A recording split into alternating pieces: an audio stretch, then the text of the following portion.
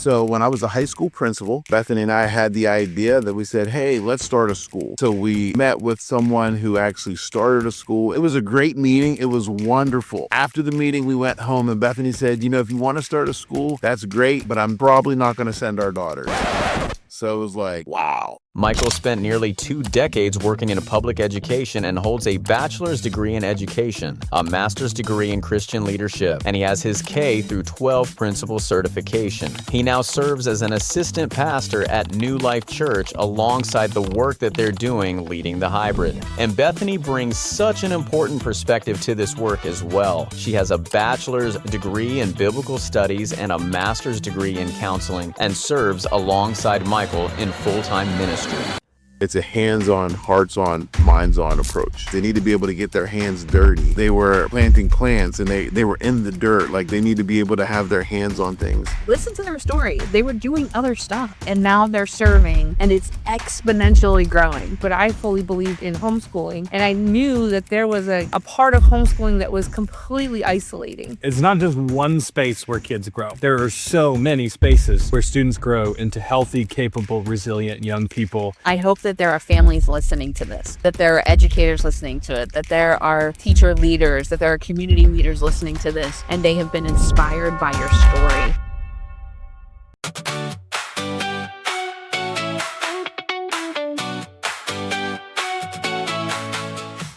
Welcome, everyone, to another episode of School on a Mission. I'm Gina Watts here with the always curious and wonderfully dapper Mr. Andrew McPeak. Dapper. Wow. Coming in with the dapper. I like that. Dapper. Gina? I feel like you're just a dapper person. Like I want to give you like a hat, like that makes you dapper even more. I do what I can. I don't know if I want to wear a hat, but Oh, okay. All right, whatever. Gina, I'm so glad to be here with you today, and I'm so glad our listeners are here with us. We've got a really great episode lined up, but let's kick it off this way, as we normally do. Folks, if you believe that schools should be more than just essays and GPAs, if you believe that EQs are just as important as IQs, and if you expect amazing things from the next generation, then you are in the right place, because we believe that too. And this summer on School on a Mission, we're highlighting incredible people and organizations who are helping students thrive beyond the traditional classroom. We're talking with leaders who are supporting young people and families through mentorship, leadership development, wellness, athletics, community programming, and alternative education spaces. Yeah, and I'm so excited we're doing this series, Gina, because we are recognizing that it genuinely takes an ecosystem of support to help young people flourish, right? It's caring adults, it's strong families, it's meaningful relationships, and it's creative spaces that allow students to grow. And today's guests are doing exactly that through a homeschool hybrid model that's creating community partnerships and support for families in Pennsylvania. And I can't wait for y'all to meet them, especially because they're my family. They are in the studio today. I talk about them enough. You're like, finally, she's letting us meet them. We'll introduce you to my brother and sister-in-law in just a few minutes. But before we jump in, Gina, you know what we got to do. We got to do our question of the day. So here it is. Are you ready? I'm ready. What is one learning experience outside of the traditional classroom that shaped who you are today? There's so many.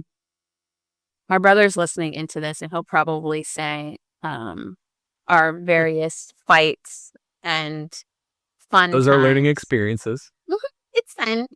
We used to have a lot of fun and, just be wonderful brother and sister together. We do have a lot of great memories. Honestly, it does involve him. I would say traveling.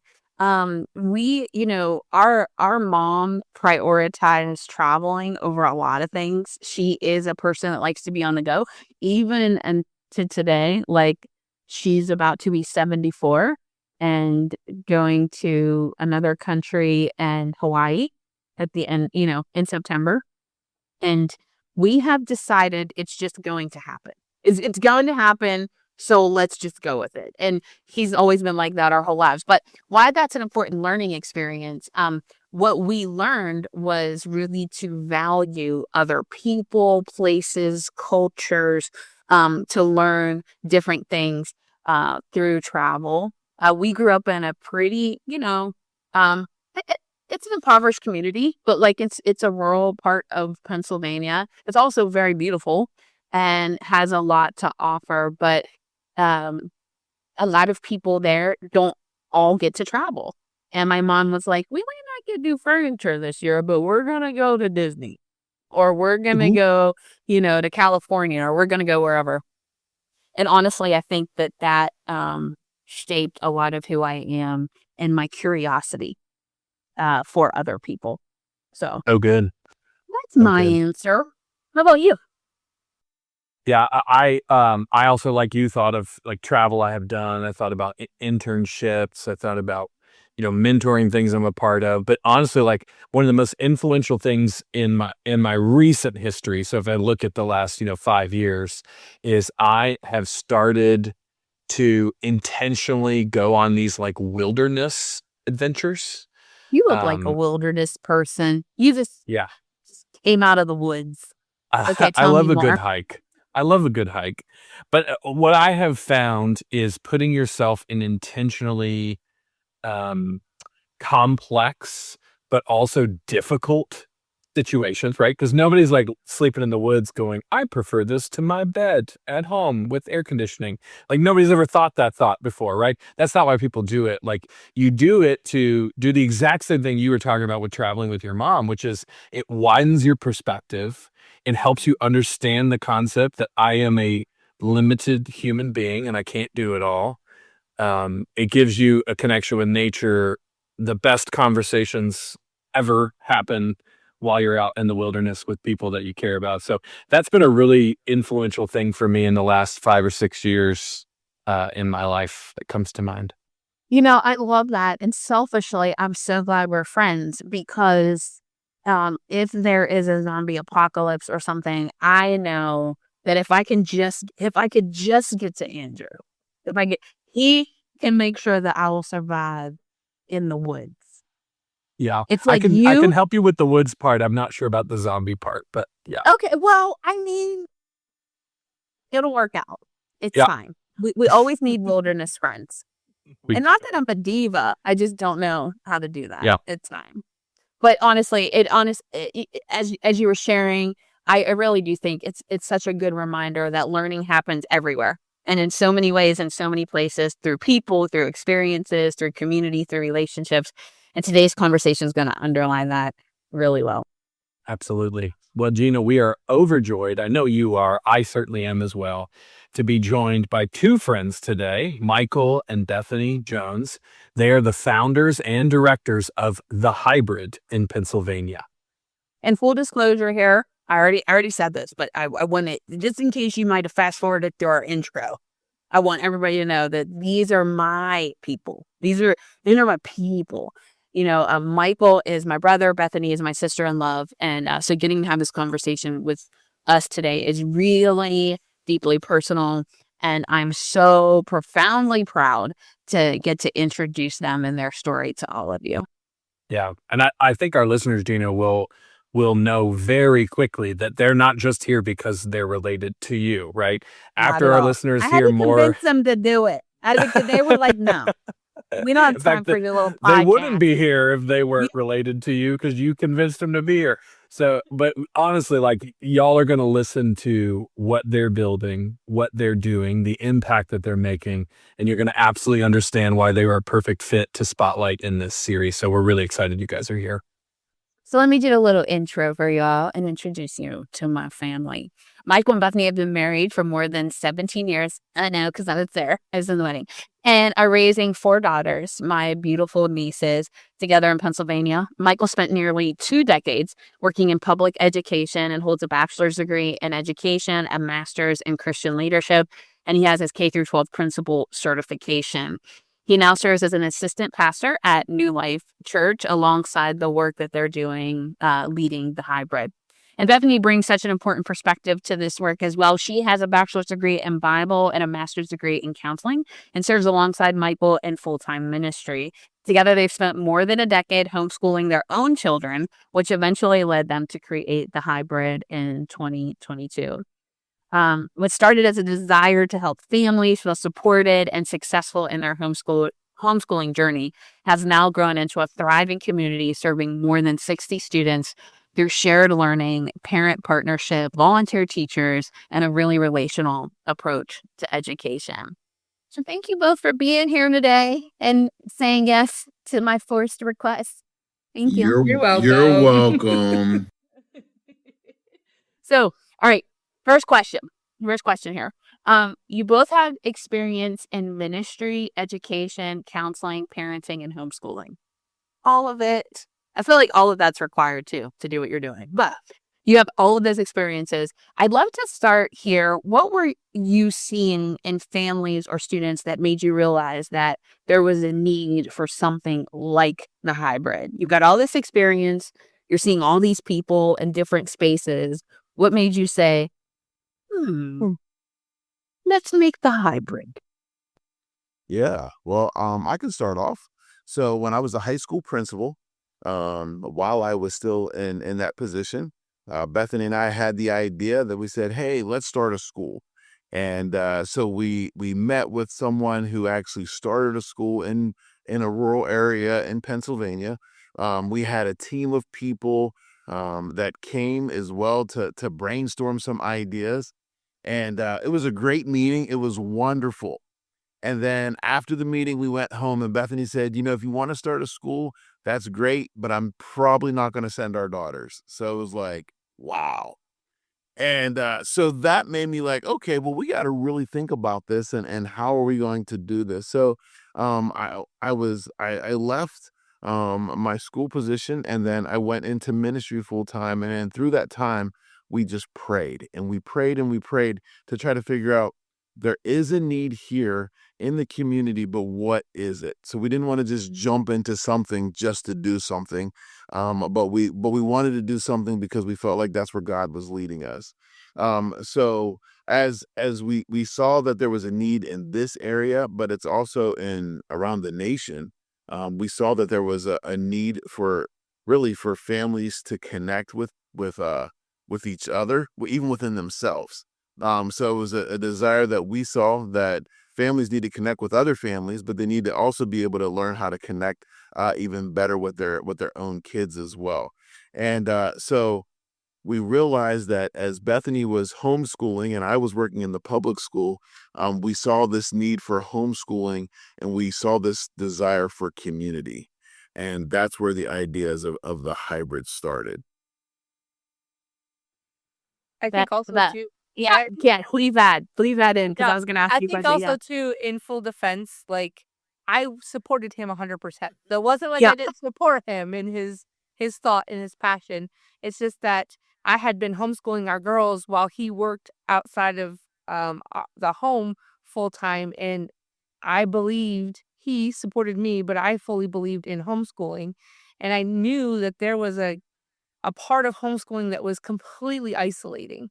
There are a lot of community events, but it was almost like you were an island as a homeschooling parent because it was kind of this nuance of like, you're weird, like you're going to raise weird kids. And so there wasn't much community connection. And so after we had the meeting and we realized we were on two different platforms, we wanted to help people and wanted to impact people, but we weren't in the same boat. And so after we prayed, we realized that I had already been running a homeschool co-op that met pretty regularly, but we decided that it needed to be more. So that's the hybrid was born. That's awesome. And Andrew's going to jump in, but one of the things Michael said about like Bethany was like, I'm not sending our girls there. I think also it's an encouragement that you saw a thing, you had a vision for it, but then you came together, right? Like you talked through the thing, you figured out how could it work for our family so that we can get behind it, and then together, and then it ended up serving so many more. And then just personally seeing it grow from an idea that we got to talk about on the beach to 60 kids is nuts. But I'll hand it over to Andrew. Yeah, but I want to jump in because I love so much about what you guys are doing. one thing I appreciate about your story is like so many people hear about homeschooling or hybrid models or whatever it is, and they think, oh, they're just looking for another educational option, right? But that's not really the impetus for this, right? What you guys were trying to do was really create a support model that involved community and involved connections for families. So I want you guys to double down on that a little bit and answer this. Like, what role do you feel like connection and partnership in particular play in the success both of the student themselves, but also in the success of the families? Like, how does that connection component with the community make a difference? Without connection, the hybrid wouldn't exist. And so we are coming alongside of the family who has already chosen to homeschool. They've already made that choice for their family for whatever reason. And we are coming alongside and just filling in some gaps that they feel like maybe this isn't my strongest suit at home or we're lacking here. And we are connecting with the family that is already on the same mission that we're on. So without the connection to begin with, we wouldn't be here. And we wouldn't have grown from 26 students our first year to probably over 60 this year, what it's looking like. So I'm not even sure exactly, the connection part of it is it just comes so natural and so fluid in what we're doing because we are both very relational that it just happens because that's what the model and that's what the hybrid does. It already takes what the family is doing and we just kind of come alongside and we just continue the journey together. Yeah, and I think with that too is that I've had in my administrative positions, you build connections with people, um, and that was a great thing. And I still have connections within multiple school districts in the area. So I'm not, we are supporting educating your children is whether you're sending them to school or whether you're homeschooling them.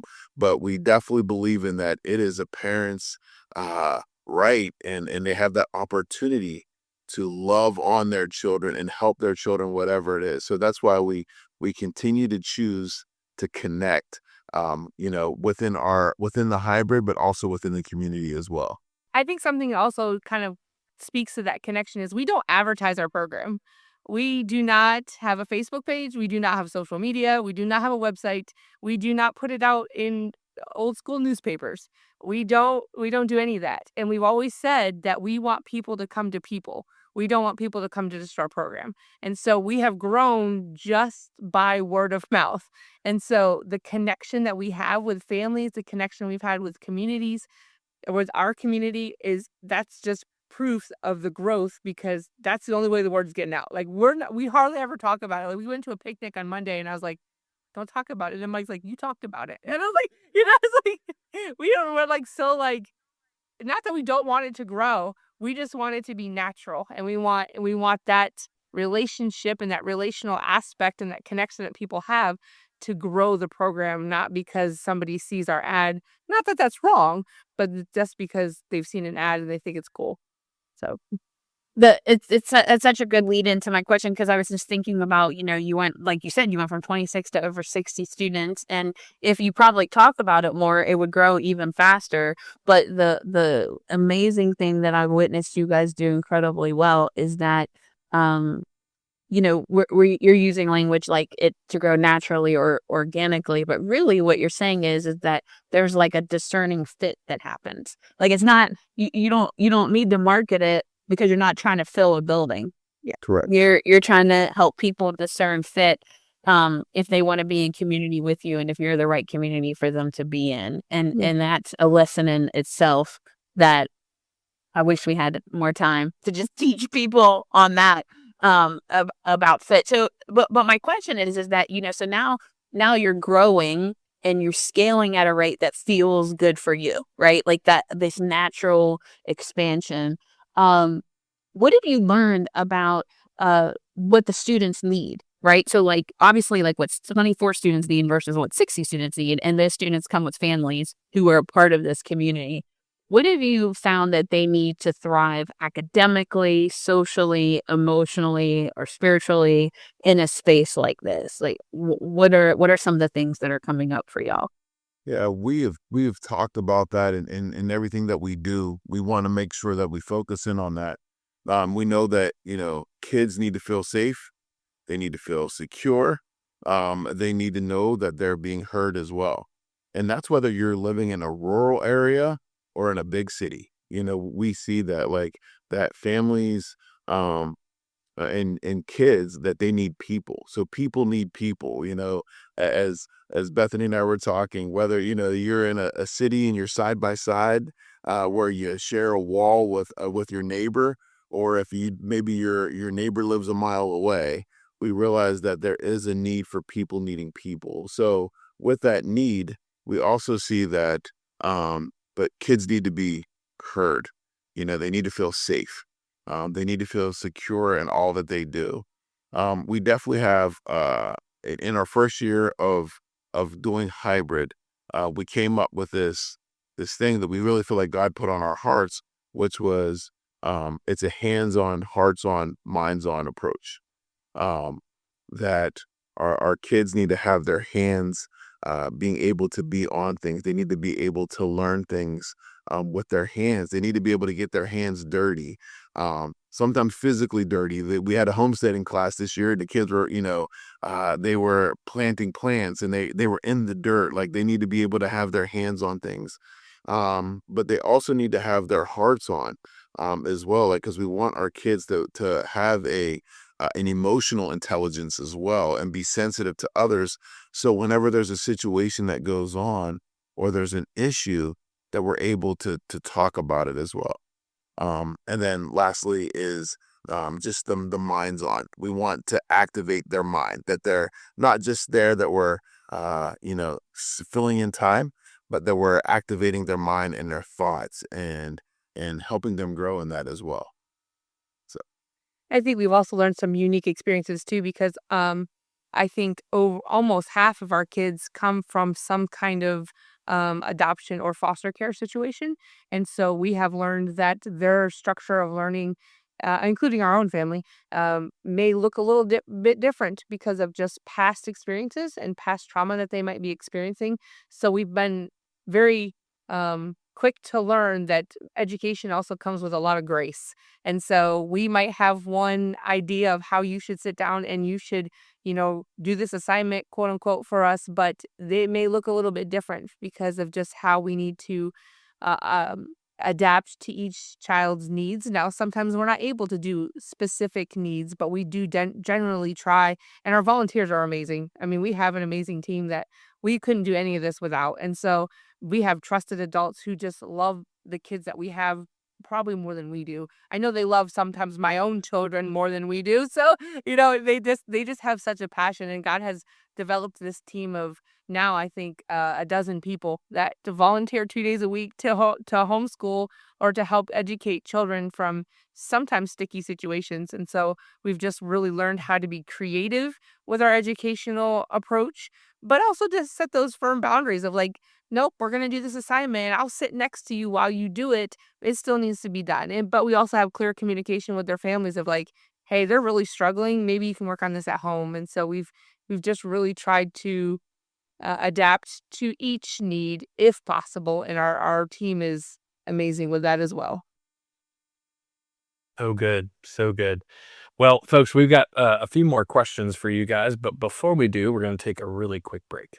Friends, one thing we love about today's conversation is this reminder that students thrive when families, mentors, educators, and communities are all working together. And if you're passionate about helping the next generation flourish, we'd encourage you to check out our Next Gen Insider from Growing Leaders. It's filled with practical tools, encouragement, and resources for anyone investing in young people. We'll also make sure we have a link and a few helpful Growing Leaders resources in today's show notes, so be sure to check those out. Thanks, Gina. All right, let's jump back into the conversation with Michael and Bethany. Okay, Michael, you've got a background in public education. Bethany, I know yours is in counseling. And I would imagine that those two backgrounds that you kind of brought with you to the hybrid give you both unique perspectives on the work that you're doing. So as you both reflect on those backgrounds and then what you're doing now, how did those experiences shape the culture and the environment that you guys are trying to create with the hybrid? They shaped it a lot. No, just kidding. I don't know. I think we have worked with such a diverse group of people and individuals throughout all our professional and personal lives that I think we have just learned how to be relational in everything we do. And I think that is a component to what we're doing. I think sometimes why are we different from other programs or other things that are happening? And I think it's just because we really just want to focus on the person as a whole. We're not here just to educate their minds and make sure that they, can fill in the blanks, but we're here to look at their entire being. I know when Mike and I were first married, we were watching uh, an X-Men movie or something like that, and we were saying, "Oh, it'd be really cool to start a school for exceptional children." All these gifted kids. And I looked at him the other day, and I was like, Michael, we have a school for exceptional children. Like, it was just like this, like, epiphany of like, wait, we did this. Like, I don't even think that was possible. But in my counseling background, I learned specifically to look at the entire person. Like, if you're seeing a behavior that's happening, more than likely it's not just because the kid wants to be bad. There's something going on. And I think that's one thing that I've taken from the different careers that I've done, and even our journeys through foster care and adoption. You have to look at the entire student as a whole before you can make a decision on their academic needs. Yeah. And I feel like even from the professional, seeing it from the school, I was a junior high teacher, I was an elementary teacher, high school principal. So you see the good, the bad, and the ugly of them all. And that's the kids and their families as well. But I think just being intentional, and having that time to connect with the kids, but also to connect with the families and support the families on their journey. That's some of the things we say when homeschooling is a journey, and we want to be able to support families in that. So I think as we are helping kids navigate everyday situations, and it's not always pretty, but it's being able to come alongside them, and and it's pushing them in a place to where God has called them to be. I'm just trying to help them find who they are as well. So we are really grateful for this opportunity as well. I think one thing too was Mike's experience as a high school principal. It has made him more confident to tackle sticky situations. So oftentimes I'm like, "Hey, you answer this text message," or "Hey, this phone call's for you." And so that's really given him the confidence to do that, but also to lead a team of people. Like, that takes a whole different set of skills than just teaching, a classroom of kids. And I appreciate his experience in making schedules and leading a team, because that's something that I'm not familiar with. And so I was really glad for that time that he spent as a high school principal that could make us a well-rounded team in this endeavor. This isn't the question, but for our listeners, we always encourage our listeners, have a pen and paper ready, be taking notes. And as the career development person that always is thinking about career coaching, the thing that I hope you're hearing in Michael and Bethany's story is that nothing will be wasted. They had different career paths, they had different plans, and things came together for their calling together as a family. And I think sometimes when people hear stories like this, they miss the thing that you were able to take what you had and use it for a different thing, for a next step. And there's folks listening to this that feel stuck. They feel like, I want to move on. They're probably hearing Michael's story of like, you did what? You were a principal and what did you do? You quit? What did you do? And then they're hearing Bethany's story and they're like, you were a counselor and you said, I choose to be at home with poor girls and teach them. And Michael and Bethany are laughing because they know that's not it. If they lived closer, they would be having our youngest child in their house for homeschool and for hybrid. But they live 5 hours away, so we can't do that. But I just hope that our listeners are encouraged by that like, listen to their story. They were doing other stuff. They had people paying them to do jobs. and now they're serving, and it's exponentially growing and doing the thing that it was intended to do. So that's such an encouragement. Michael, you mentioned the hands-on, parts-on, minds-on approach that you have, and how that shapes the learning environment, the education environment that you guys are creating. Could you both walk us through an overview of how you approach teaching, and like what does the student experience when they engage with hybrid? You've both like shared a little bit, like given us a little window into what it would look like. So I don't know if it would be best to use like, hey, this is what we do in a week, or this is what we do in a day. But I'm sure there's people listening that are like, What do you really I have information, but I want more. Yeah. I want Well, more. real quick, So before we do that, when you were just talking about like, pen and paper, write things down, 17 and a half years ago, when we got married, we had on our cups, it said, let your life be a movie worth recording, right? That was the theme of our wedding. And we were younger at that time. There was different things. And I don't think we realized what movie was going to be recording and how many different people play a part in that. So it's not just about our movie. It's about the movie of the people that are around us as well, that we are helping to be able to be successful in their own lives as well. But so just I guess a screenshot of the leak. That's hard. We're a 2-day program if you want like the logistics. So we're a 2-day program. We run Mondays and Tuesdays from 9:30 to 2:30. The kids arrive, they go to the first class. We always teach history, a Bible, and a science of some sort. It changes every year. And then we usually have two to three electives, depending on the volunteers that we have and the class breakdown that we have. This year we'll have classes broken down into 6 different age groups. Last year was 5 different age groups because we really want to keep our classes close to as small as we can and without overwhelming our volunteers as well. But the crazy thing is we've gotten so many texts after our break here of teachers who are just like, hey, can I have this? I need this curriculum. I mean, they're excited. It's so crazy. It's wild how God has put that together. Anyways, so we're 9:30 to 2:30, and then it's 40-minute classes of those subjects. And so we have volunteers to teach all age groups. So we go K to 12, which is a challenge in itself to teach a subject from K to 12, but all our volunteers have adapted and have done it really well, and they do enjoy it.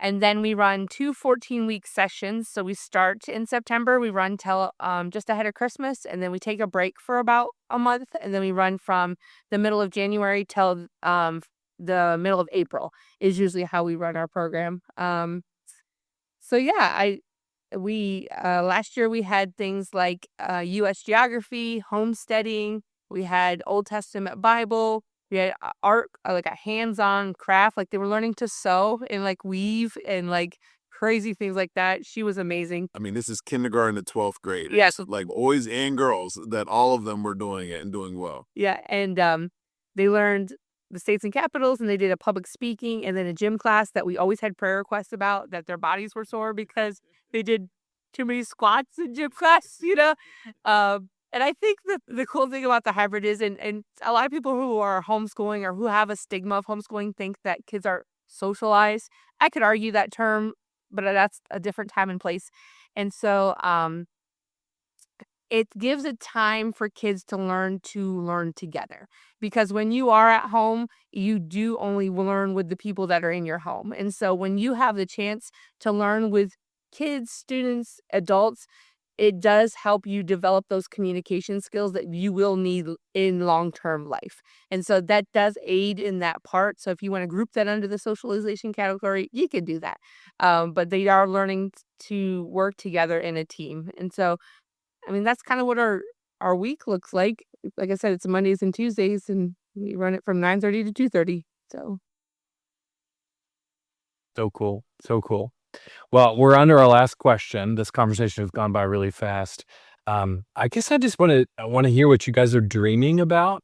So like, as you look ahead, you grew it to 60 without even trying. It sounds like, what excites you most? What gets you the most jazzed about the future of the hybrid, and what impact do you think it will continue to have in your community in the future? So, if you think of the word excitement, that's a very interesting word, Andrew. But the word excitement, it brings emotions and it brings an enthusiasm, and there's some kind of a physical reaction as well. So does fear has those same actions as well. And it excites us.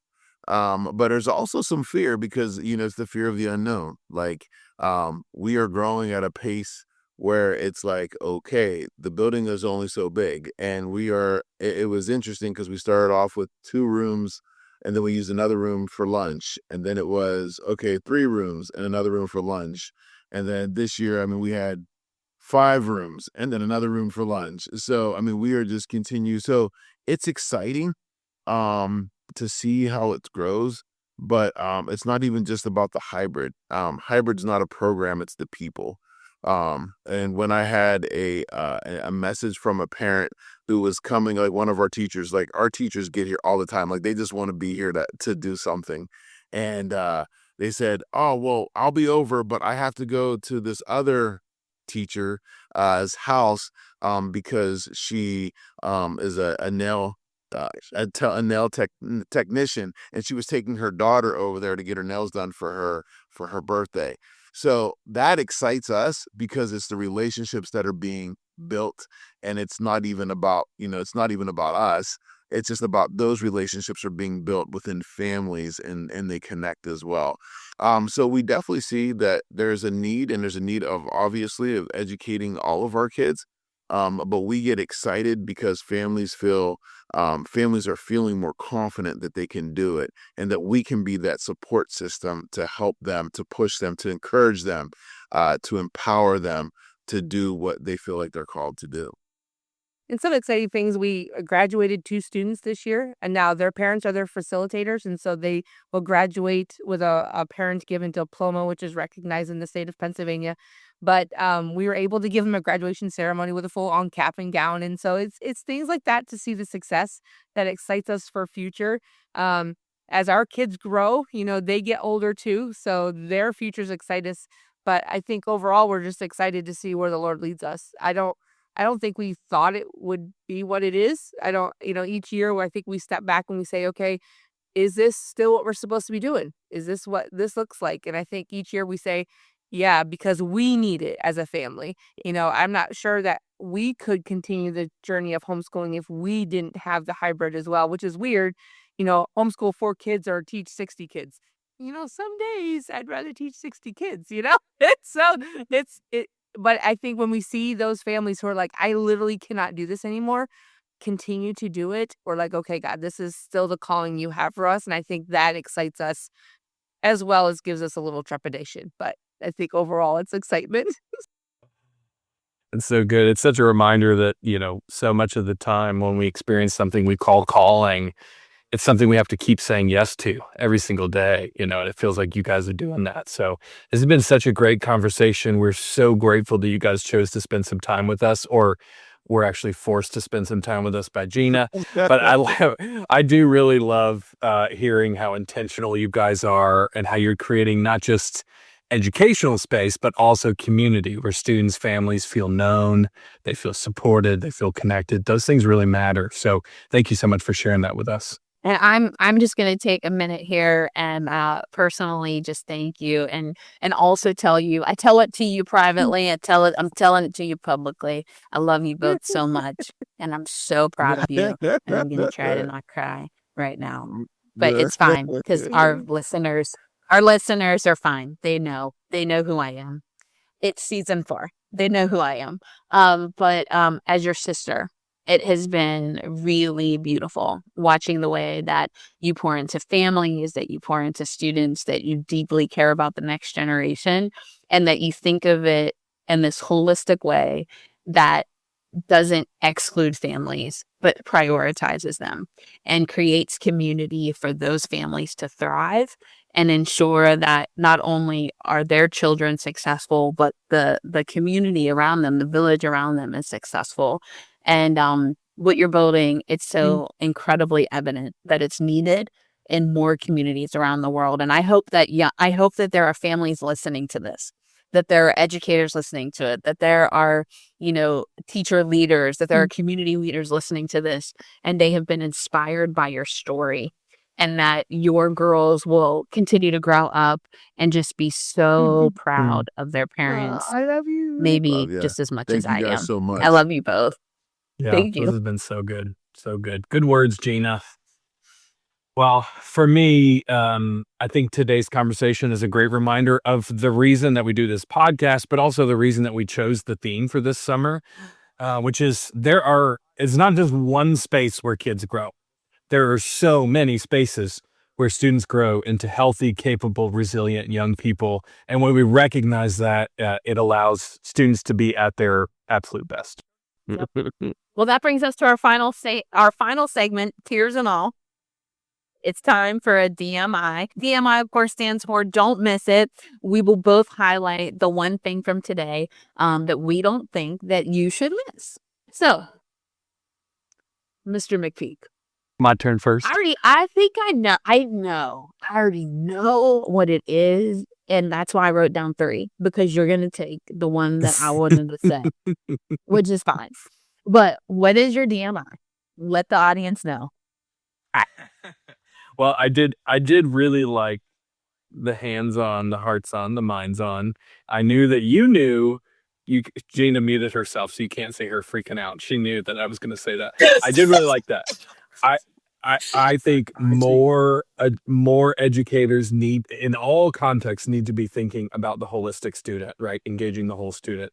But I did want to make a comment, even beyond that, to say something that they were saying, but I want to connect more dots, because there's a lot of educators maybe listening to this and they're going, well, what am I supposed to, drop my job like Mike did, and I need to follow, in the steps and, create a homeschool. Maybe that might be the step. But I think what I really want listeners to take away from this is to recognize this triangle of connections that have to be in place in order to create success for the student, right? There is the student, right? There is the community, which in many places is the school. And then there is the family, right? And I go into so many schools and they got the school part down and they're working on student success and they haven't thought at all about family engagement. Oh yeah, that's that thing I need to do. And then there's a lot of places where, your typical homeschool situation where they're engaging family and they're working on academics, but they haven't thought about the community piece. And this is what I like so much about what Michael and Bethany are doing, is they're going, the strongest shape is a triangle. We've got to get all 3 of these pieces correct if we're going to create an environment where students can really truly succeed. And that is focusing on the academics, focusing on the family, and focusing on the connection to community. And when we get all 3 of those right, and that's what I say, you don't have to leave your job as an educator in a school in order to start paying attention to that mission. And so that's kind of the DMI that I'm taking away. I've got a little triangle drawn on my little sticky note here, and I'm going to be talking to more people about that, Gina. I love it. Listen, what you guys don't understand is that Andrew and I will have a meeting and I'll word vomit something and he'll bring it back to me and it's like, oh, a picture. Here's a picture. And I'm like, can you just make sense of the words I'm trying to say? And then he brings a picture and then we have an infographic and I'm like, I'm a genius now. Thank you. He does it all the time. I also am sitting here and I'm like, oh, Andrew, Bethany, and Michael can write a book together. That's the next book. So I don't know. This could be. You guys can could talk, be. exchange information. No, that was really good, Andrew. That was good. Of course, it was the hands-on, hearts-on, minds-on approach. Copywritten according to this podcast in 2026. I dare you to try to take it, anybody. Also. That is one of the things I wrote down. The other thing though, Michael and Bethany, and it ties into what you were sharing, Andrew, is the community versus program. The hybrid isn't a program, it's the people. It's all about the way you talk about it. It's the intentionality you have around what you've prioritized. I think sometimes we name things in strategic plans or in documents, and we have these things that are our pillars, but then we don't necessarily live them out. Like we've named it as a value, but then it lives on a wall somewhere, or it lives in an email or on a website. And it's not actually our behaviors don't align with the thing that we say is important. You say the thing's important and you prioritize it as important in your behaviors. And so, yeah, that really stayed with me. Hybrid is not the program, it's the people.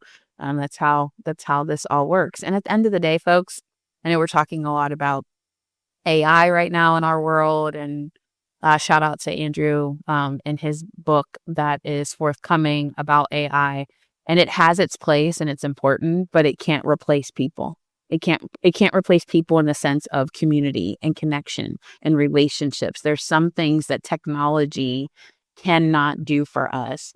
And Michael and Bethany prioritizing community might just save the next generation. That's just what we need to do. So, yeah. So good, Gina. Yeah. We've laughed. We've cried. Been so good. All the things. All the things. Well, Michael, Bethany, I got to say thank you again so much for you guys joining us today, the meaningful work that you're doing. You guys are incredible. It's been so fun to meet you and hear more about your heart and your mission. It's been a really great time. So thank you guys for being here. Thank you for having us. Thank you, guys. Yeah, it's our pleasure. Friends, listeners, thank you for joining us today on this episode of the School on a Mission podcast. Now, before you hit skip on to your next podcast, we've got a little challenge for you. Go grab a pen, a notebook, a sticky note, or even the back of your hand. Some of you are like, we do have phones and technology. Okay, then use that. Whatever. Here, I need you to document something. We want you to think about what's one action step you're going to take after listening to this podcast. Maybe it's something that you're going to do this week. It's something that you're going to do tomorrow. But are you going to maybe investigate, get curious, ask a few more questions about what's homeschooling like in your community? Is there somebody doing something like the hybrid where you live? Or maybe how could I get more information about the hybrid and learn best practices? Whatever it is, make a plan. Make a plan of how you can maybe prioritize community and connection over all the other things that we're putting first in our lives. Do you got it? What's the thing you're going to do? Did you write it down? Perfect. Now, I want you to DM us with that action step. DM us on whatever platform you're connecting with us on. And let us know. That's a little bit of accountability on your part. We want to know what you're doing. We can't wait to see what awesome things you're up to and cheer you on as you're doing it. Absolutely. And don't forget, folks, to subscribe to the Next Gen Insider from Growing Leaders. Check today's show notes for additional resources connected to today's conversation. Until next time, friends, stay curious, stay bold, and keep leading your school on a mission.